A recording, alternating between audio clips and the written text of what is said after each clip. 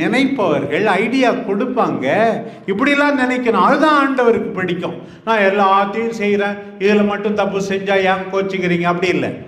அதையும் விட்டு விட்டு ஆண்டவரை பின்பற்ற வேண்டும்.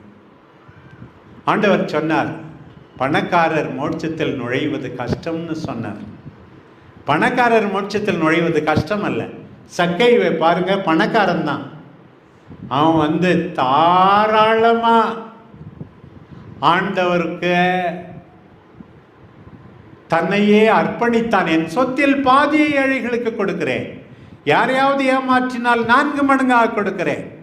மரியமலேனா பணக்காரி தான், தன்னுடைய உள்ளதையெல்லாம் வைத்து ஆண்டவருக்கு பணிவிடை புரிந்தார். பாருங்க, அந்த மரியா, ஐயோ எவ்வளோ சொத்து பெறும், ஒரு வீடு கூட கட்டியிருக்கலாம். அந்த வாசனை தைலத்தை ஊற்றி ஆண்டவருக்கு